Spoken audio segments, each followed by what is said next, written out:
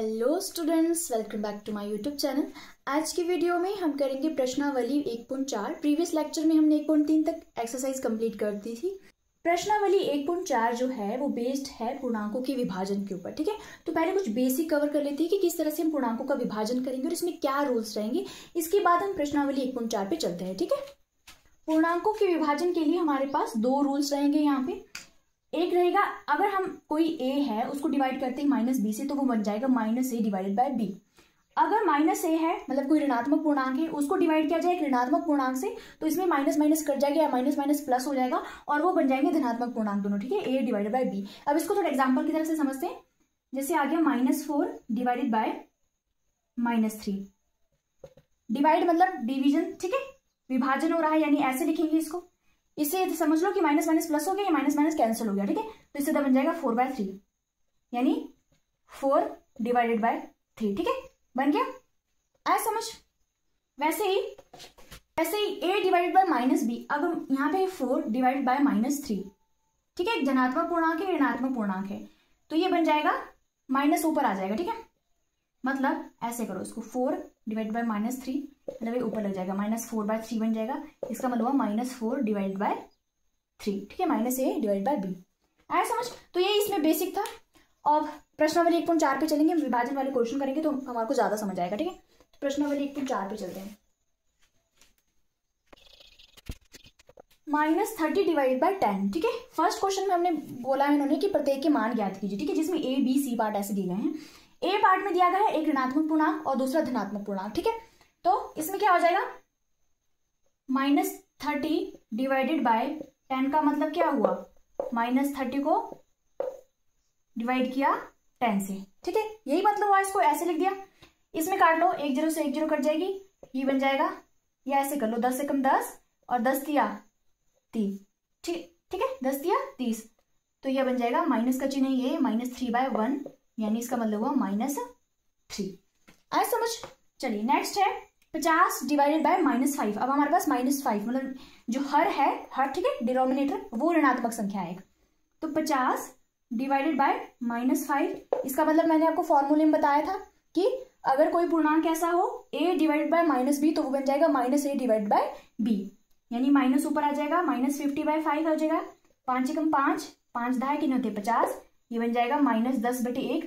ठीक है, 1 लिखो चाहे ना लिखो, कोई फर्क नहीं पड़ता, -10 ही होगा इसका मतलब। ठीक है, अब आया -36, दोनों ऋणात्मक पूर्णांक आ गए हमारे पास। -9, माइनस से माइनस काट दो। ठीक है, ये माइनस माइनस प्लस हो गया, ये कट गया। 9 कम 9, 9 चौका 36, 4/1 का मतलब क्या हुआ, 4 हो गया। ठीक है, चलिए सी तक ये थे। अब डी ई एफ में उतार लेती हूँ। पहले डी ई एफ पार्ट में करा रही हूँ, और उसका जी और एच पार्ट आपके लिए क्या होगा, एक्सरसाइज होगा। ठीक है, -49 डिवाइड बाय 49, इसका मतलब क्या हो गया, -49 को डिवाइड किया +49 यानी 49 है। ठीक है, 49 से 49 कैंसिल हो गया, यानी 1/1 बचा, -1/1 मतलब -1।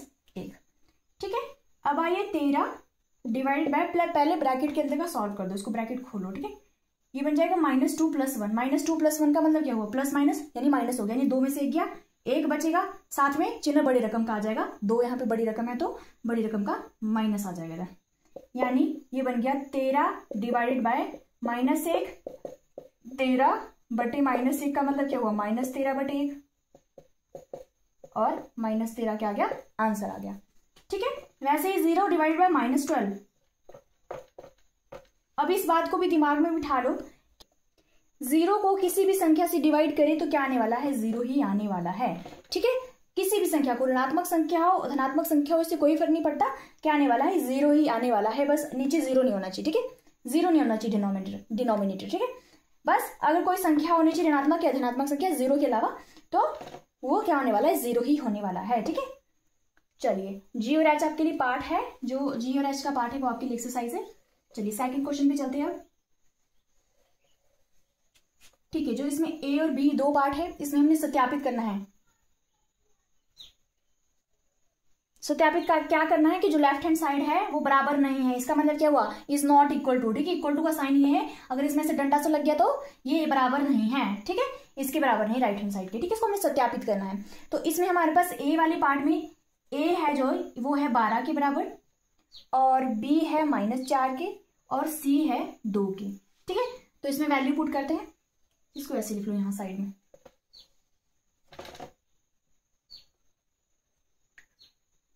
a is equal to 12, b is equal to -4 और c इज इक्वल टू 2। चलिए a की जगह क्या लिखना है 12, 12 डाल दो a की जगह, डिवाइडेड बाय b की जगह क्या आएगा -4, बीच में प्लस, c की जगह आएगा 2,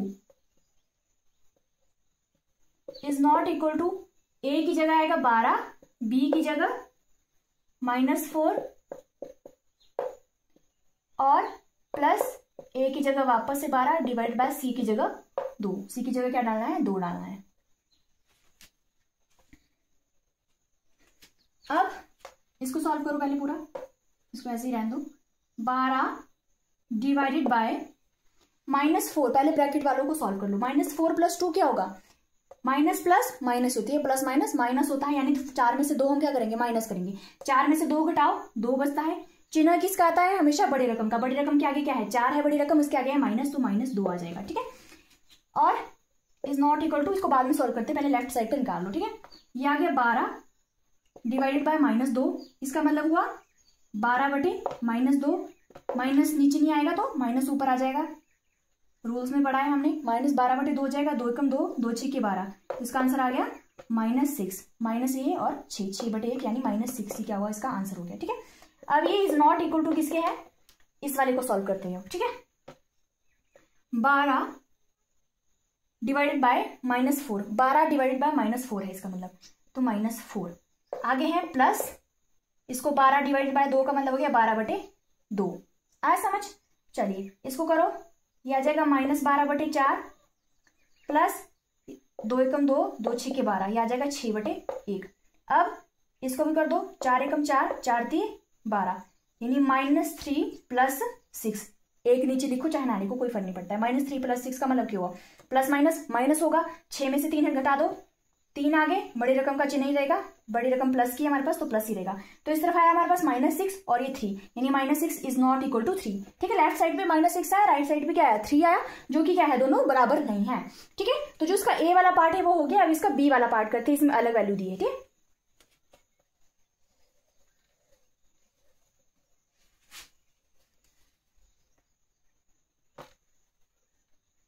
इसके बी वाले पार्ट में ए हमारे पास दिया गया है -10, बी दिया गया है 1 और सी भी दिया गया है 1। ठीक है, अब ये वाली वैल्यू पुट करते हैं, फिर देखते हैं इक्वल होता है कि नहीं होता है। ठीक है, ए हमारे पास है -10 डिवाइडेड बाय बी भी 1 है और सी भी 1 है, तो 1 + 1 इज नॉट इक्वल टू, ए हमारे पास आ गया -10 डिवाइडेड बाय बी 1 है, ए -10 है डिवाइडेड बाय सी भी क्या है 1 है। ठीक है, सी की जगह क्या डाल दिया 1, इसी में वैल्यू ऊपर वाली जो क्वेश्चन दी है उसी में क्या कर रहे हैं वैल्यू पुट कर रहे हैं। ये है -10 डिवाइड बाय 1 + 1 कितना हो गया 2 इज नॉट इक्वल टू,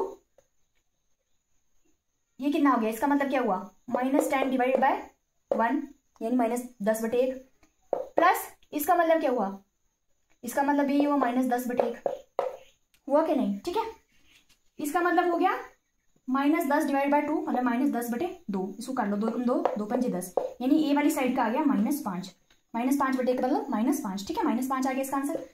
यहाँ पे बनेगा -10, 1 लिखो चाहे ना लिखो नीचे, प्लस माइनस क्या होता है प्लस माइनस माइनस, और ये भी 10/1 मतलब 10, तो इज नॉट इक्वल टू क्या बन जाएगा 10 और 10, माइनस माइनस क्या होता है प्लस होता है, माइनस माइनस, तो ये दोनों क्या हो गए प्लस हो गए, 10 और 10 कितने होता है 20, साथ में साइन किसका लगेगा माइनस का लगेगा। ठीक है, तो -5 इज नॉट इक्वल टू -20। ठीक है, हमने ये भी क्या कर दिया सत्यापित कर दिया कि हाँ लेफ्ट हैंड साइड जो है वो बराबर नहीं है राइट हैंड साइड के। ठीक है, चलिए सेकंड क्वेश्चन हो गया, अब बढ़ते हैं थर्ड क्वेश्चन की तरफ।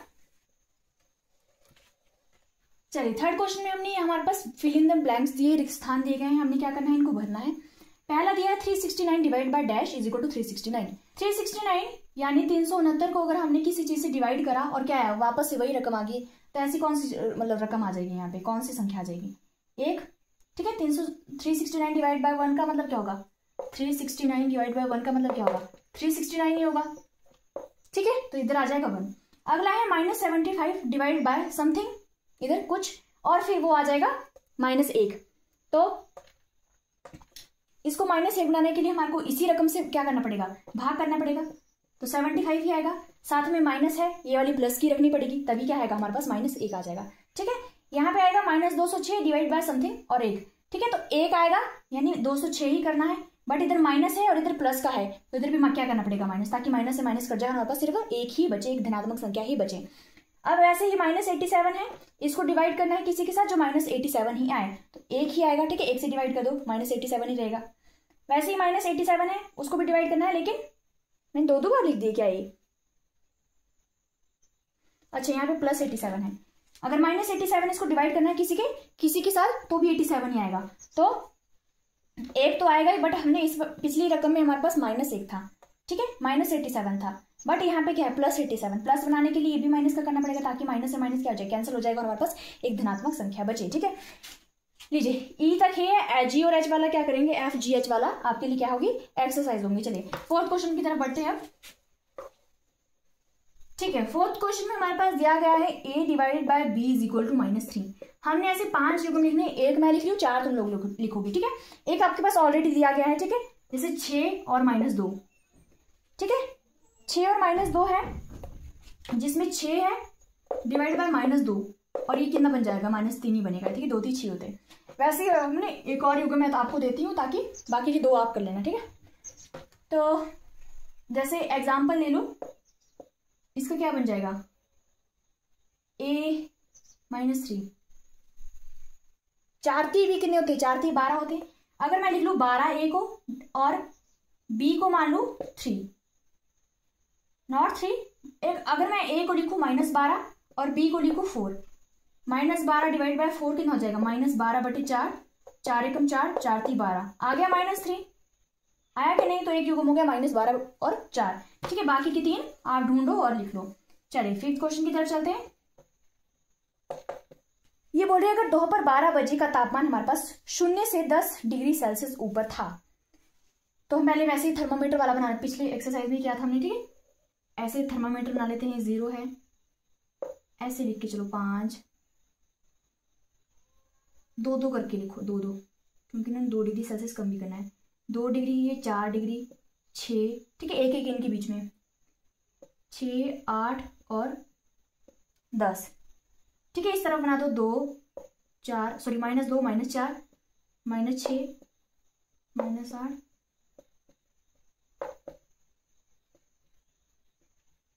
-18। इन्होंने कहा कि दोपहर 12 बजे क्या हुआ, जो तापमान है वो 0, यानी 0 हमारे पास यहाँ है, इससे 10 डिग्री सेल्सियस ऊपर था। इससे 10 डिग्री सेल्सियस मतलब यहाँ पे था, ठीक है। 10 डिग्री सेल्सियस यही हुआ, 1 2 3 4, ठीक है। इसके बीच में 1 1 की है, मैंने 2 2 करके लिखा है इसकी इकाई, तो ये आ गया यहाँ पे, ठीक है, इधर था।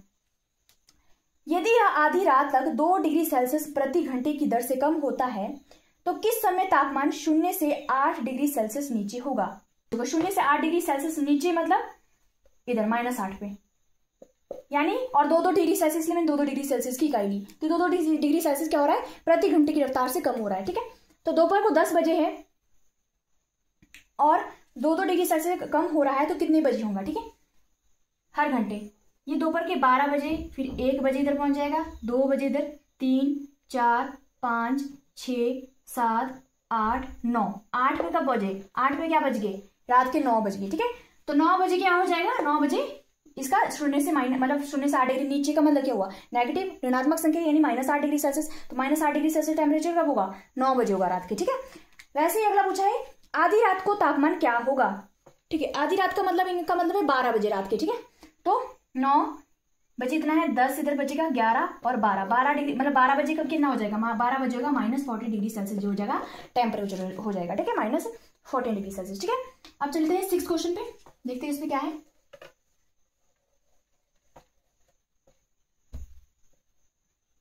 चलिए 6th क्वेश्चन में हमारे पास क्या गया है कि कक्षा का टेस्ट हो रहा है, अगर उसमें कोई सही उत्तर, मतलब एक सही उत्तर के लिए कितने अंक मिल रहे हैं, +3, ठीक है, यानी 3 अंक मिल रहे हैं एक सही उत्तर के लिए। और अगर आपने गलत, मतलब उसमें नेगेटिव मार्किंग भी है इस टेस्ट में, अगर आपने कोई गलत उत्तर दे दिया तो उसके लिए कितने मिलेंगे आपको, -2, ठीक है, -2 घटा दी जाएंगे, ठीक है। अब इसमें पार्ट 1 है और पार्ट 2 है। एक राधिका है हमारे पास, उसने क्या किए है, टोटल उसने 20 अंक प्राप्त किए। राधिका ने कितने अंक प्राप्त किए, 20 अंक। ये लोग कह रहे हैं कि यदि उसके 12 उत्तर सही पाए जाते हैं, उसके कितने उत्तर सही थे, 12 उत्तर सही उत्तर राधिका के थे, राधिका के सही उत्तर थे 12 थे, तो उसने कितने प्रश्नों का उत्तर गलत दिया। तो इसको कैसे करेंगे, पहले सही उत्तर के मार्क्स निकालो, ठीक है। एक सही उत्तर के लिए +3 थे, तो 12 सही उत्तरों के लिए कितने हो जाएंगे, 12 × 3। आया समझ। एक सही उत्तर है आपके पास, उसके आपको 3 नंबर मिल रहे हैं, तो 12 का कितने मिलेंगे, 12 × 3 = 36 अंक मिलेंगे कि नहीं, ठीक है। 36 अंक आए सही उत्तर के। अब ये कह रहे हैं कि राधिका ने 20 अंक प्राप्त किए हैं, यानी उसने कुछ गलत भी किए होंगे, वही हमारे को पूछा गया है कि गलत कितने किए हैं उसने। तो सही उत्तर के लिए अगर 36 आगे, 36 अंक आए टोटल इसके, तो 36 में से पहले 20 घटा दो, 36 - 20, ठीक है। 20 अंक जो बचे उसके, वो मतलब गलत क्वेश्चनों के आंसर थे उसके। 36 में से 20 गए 16 अंक। 16 अंक का मतलब क्या हुआ, 16 अंक क्या उसने, 16 प्रश्न क्या उसने, नहीं ये तो अंक है, 16 क्या है, अंक है। हमने क्या बताना है, कितने गलत उत्तर दिए, मतलब कितने गलत उत्तर दिए हैं उसने, ठीक है। 16 हमारे पास कितने मतलब आगे, 36 हमारे पास सही उत्तर के अंक थे, कुल अंक इसके 20 अंक थे। हमने 36 में से 20 माइनस किया, हमारे पास कितने बच गए, गलत उत्तर, ठीक है। जो गलत उत्तर के अंक मिले उसको, अब एक गलत का उसको -2 मिल रहा है, तो 16 अंक है, तो मतलब 16 को -2 से डिवाइड कर दो, 2 × 2 = 2 × 16, यानी -8। यानी उसके कितने क्वेश्चन गलत थे, 8 क्वेश्चन गलत थे उसके, इसलिए इसके कितने होंगे, इतने नंबर घट गए, ठीक है। तो इसके 8 क्वेश्चन क्या हो गए, गलत है इसके। आए समझ। चलिए सेकंड पे चलते हैं।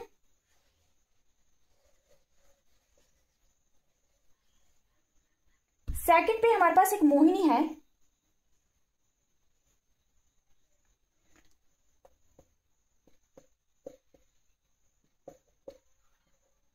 मोहिनी ने क्या किया, इसने टेस्ट में -5 अंक प्राप्त किए। मोहिनी ने टेस्ट में कितने अंक प्राप्त किए, -5 अंक टोटल। और ये कह रहे हैं कि जो सही उत्तर मोहिनी ने दिए हैं, सही उत्तर वो दिए हैं, सही उत्तर ना कि अंक, ठीक है। सही उत्तर कितने दिए हैं उसने, 7 है, तो बोलते हैं कि कितने गलत उत्तर दिए उसने, ठीक है। 7 है, अगर मतलब एक सही उत्तर के लिए 3 नंबर मिलते हैं, तो 7 के लिए कितने मिल जाएंगे, 7 के 21, यानी उसके सही नंबर आगे, जो सही उत्तर के नंबर आगे वो तो आगे 21 अंक, ठीक है। अब गलत के लिए निकालो, गलत के लिए कैसे निकलेंगे, 21 में से माइनस कर दो, ठीक है।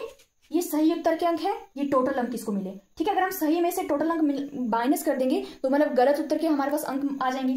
तो गलत उत्तर के अंक के लिए -21 -5 है ना, ये तो 21 माइनस कितना होता है, 5 + 5 = 26। 21 + 5 कितने हो गए, 26। यानी उसको गलत उत्तर के लिए मिले 26 अंक, गलत उत्तर के लिए मिले 26 अंक।